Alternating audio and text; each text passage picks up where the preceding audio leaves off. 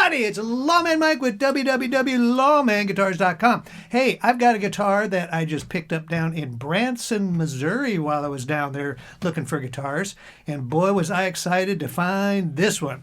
I was just telling Brian that, hey, we get called at least a couple of times a year saying, hey, Lawman, do you still have that Texan you used to have for sale? I was like, no, that one sold a long time ago, but I've been looking for another one. And guess what I found? That's right. Wandered into the shop, the acoustic shop. Thanks, guys, down there. I really appreciate you guys hauling it out of the back room for me. And they brought out this 1963 single-owner Epiphone FT79 Texan, and I couldn't have been more excited. I had to temper myself so that I didn't pay too much. But anyway, hey, these were made in Kalamazoo right next to the Gibson guitars back in the day. The serial number dates, and of course, it's one of those serial numbers that Gibson used for a ton of guitars. It dates it from 60 to 70. However, there's a couple clues. It has single-line tuners, which in 64 they went to double-line tuners. The owner said he bought it in 63 and quit playing in 70, which you will see here in a minute. It looks, except for finish crazing, it looks like new old stock. This guitar is in immaculate shape. And so we're calling it 1963 from what the owner had told us. Now, the Texans are really kind of the J45, J50 of the Gibson brand.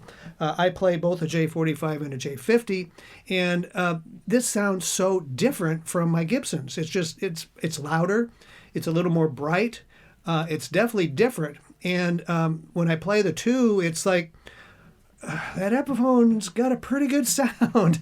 I'm kind of drawn to it. I'm actually telling Brian I might have to get rid of one of my Gibsons and replace it with this.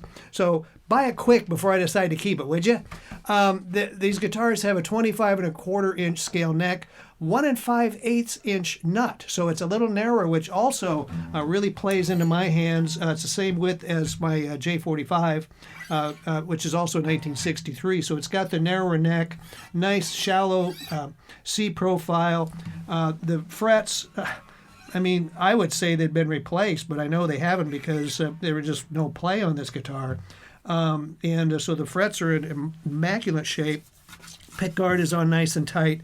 The bridge on here, I noticed when I got home that just this one little corner is just a little bit raised. And you can tell right in here, it pulled the finish up just a little bit right behind the bridge, right in here, which is fairly typical for flat top guitars with glue-on bridges. But I wanted to point that out. But other than that, it's nice and flat. There's really no bellying to this instrument. Just maybe a little slight amount. I don't know if they had loosened the strings when they stored it or not. But finish crazing, mahogany back and sides, beautiful, beautiful finish. Lots of finish crazing. There's the seam, yeah, right down through here. You can feel the seam. But the back. One-piece back on these, mahogany neck. It's got the Stinger headstock design, which is this little point that comes down. They call that the Stinger, which is really cool. Epiphone did some of those, and Gibson did some on their guitars back in the day as well. Got the cool parallel, the weird-looking parallelogram. Don't. We'll cut that. No, don't cut it out. It's pretty funny. Those funny-looking square things for fret markers. Forgive me, I can't think of what it is. But again, it's got plenty of room here at the saddle. Not much room to give on the original nut, but there is some room down here. Should at some point in time you want to lower the action. But goodness gracious, this guitar certainly does not need any help for action.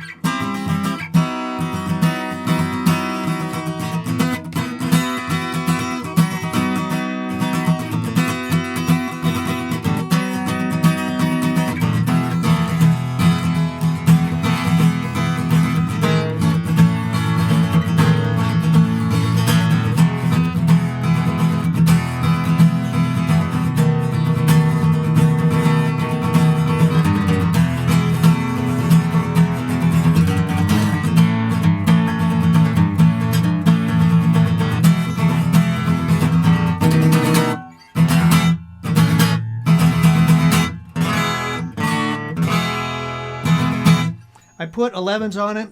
There were 12s on it when I got it, and my hands really feel better on 11s these days. So you can certainly put 12s if you want to put 13s. I'm sure it would handle that just as well. I think most guys have been going to a little lighter gauge strings these days.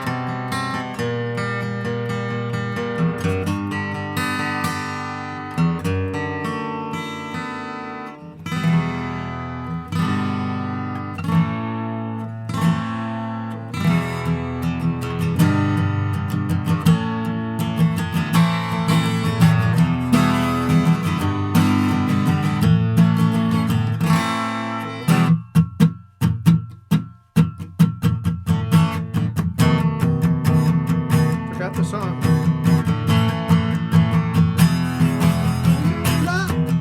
For your love, I give you everything.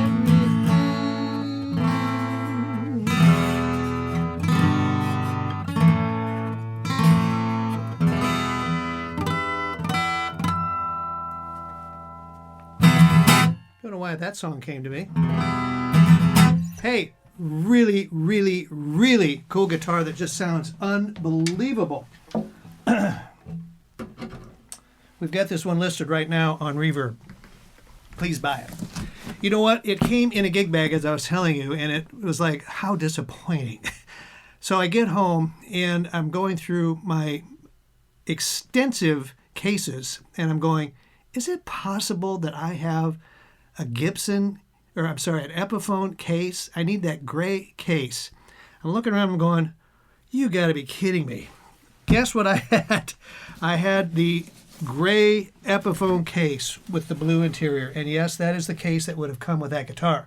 Now, I will tell you, it is not pristine like that guitar is. However, to have an original Epiphone case from the correct era is pretty incredible. That I have to give myself some kudos that I kept this one around just for that guitar. The accessory box is missing. However, the latches are all here. The hinges are here. Original handle is here. And it is a very, very, very nice case for that guitar. When you get that guitar, however, put the case under your bed, please, and get yourself a nice mono bag or something to haul your guitar to the gig, because these cases are they're just not around. And this case alone would bring at least $200 or $300 if I was to sell it by itself. But it's going to go with that really cool guitar, because I just love having original cases with those cool guitars. So hey, check it out at www.lawmanguitars.com or go to our Reverb page.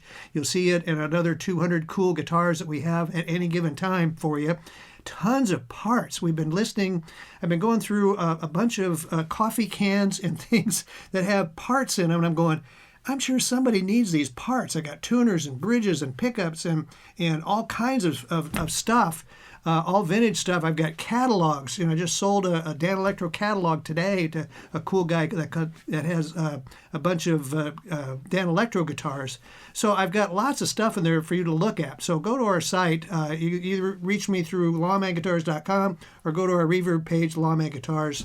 And hey, you're watching me right now in our YouTube channel. We've got 8,000 subscribers now, so why don't you just go ahead and hit that subscribe button, and then next month you don't have to look for me. I'll pop up with another 5 cool guitars for you, and you don't have to look for us. So hey, check us out and hit that subscribe button, join the club, and hey, I really appreciate you watching my demo, and I hope to see you again next month. Thanks a lot for watching. I appreciate you all. Thank you.